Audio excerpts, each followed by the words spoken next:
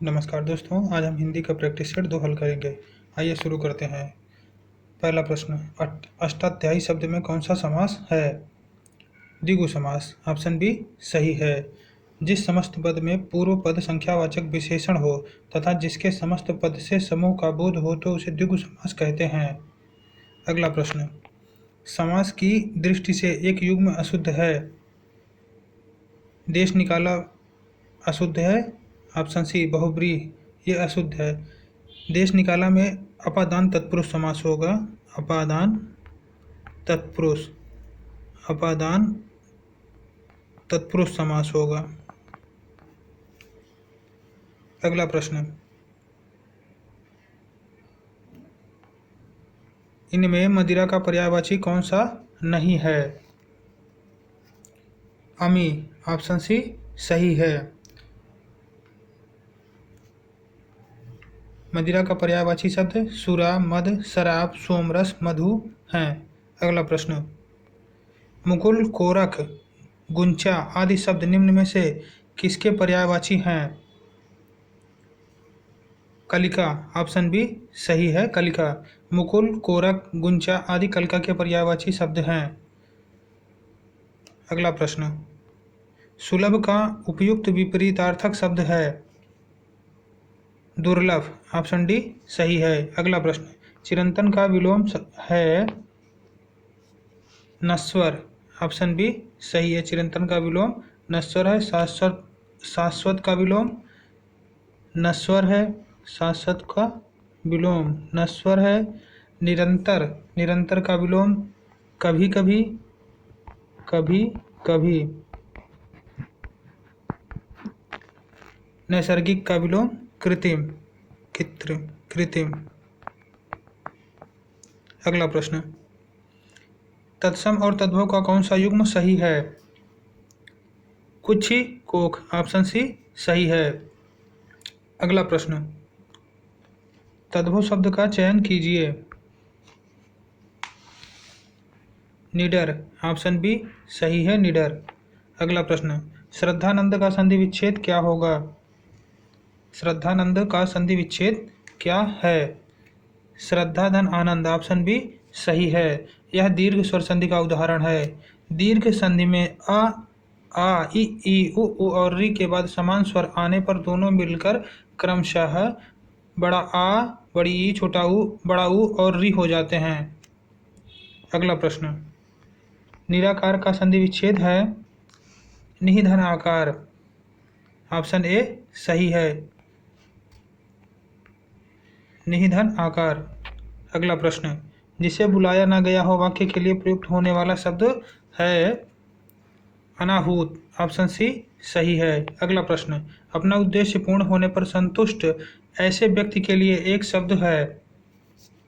अपना उद्देश्य पूर्ण होने पर संतुष्ट ऐसे व्यक्ति के लिए एक शब्द है कृतार्थ। ऑप्शन डी सही है, कृतार्थ। अगला प्रश्न, अनुचित लोकोक्ति का चयन कीजिए। अधजल गगरी पलटत जाए। ऑप्शन ए सही है, यह अनुचित है। इसका शुद्ध रूप होता है अधजल गगरी छलकत जाए, जिसका अर्थ है थोड़ी विद्या, धन या बल होने पर इतराना। अगला प्रश्न, गंगा गए गंगादास, जमुना गए जमुना दास का सही अर्थ निर्देशित करें।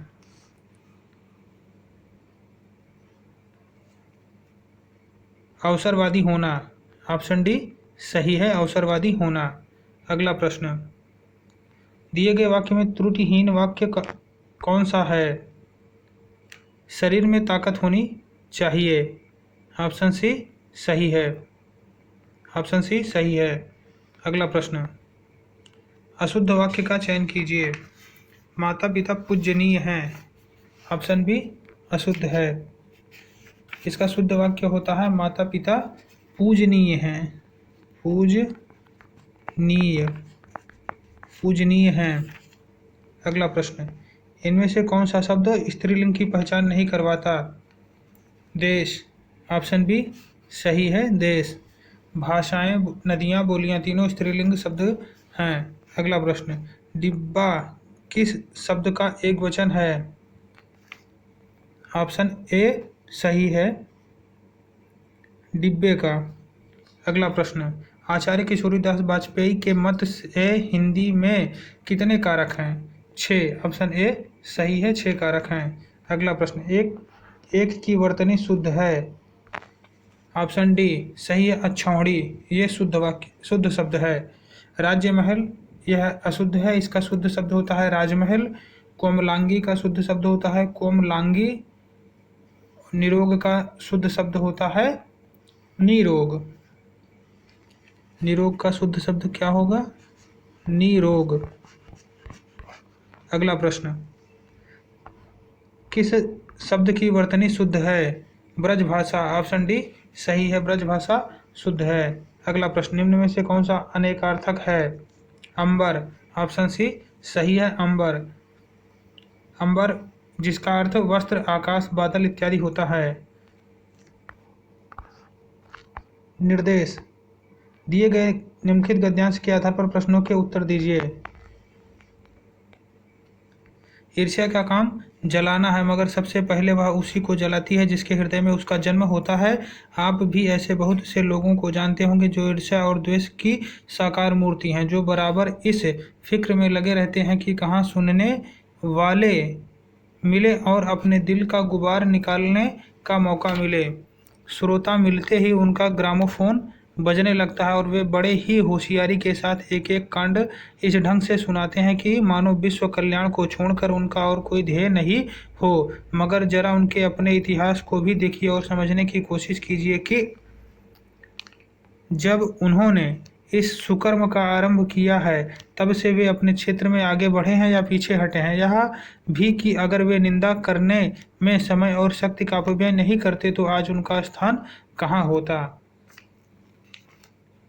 प्रश्न, ईर्ष्या का काम है जलाना। ऑप्शन सी सही है, ईर्ष्या का काम है जलाना। अगला प्रश्न, गद्यांश में प्रयुक्त ध्येय का क्या अर्थ है? लक्ष्य। ऑप्शन ए सही है। ध्येय शब्द का अर्थ लक्ष्य है, जो गद्य की पंक्तियों द्वारा स्पष्ट होता है। श्रोता मिलते ही कोई ध्येय नहीं हो। अगला प्रश्न, गद्यांश में ईर्ष्यालु व्यक्तियों की खिल्ली उड़ाई गई है। ऑप्शन बी सही है, खिल्ली उड़ाई गई है। ऑप्शन बी सही है, खिल्ली उड़ाई गई है। धन्यवाद दोस्तों, वीडियो पसंद आए तो लाइक और शेयर अवश्य करें।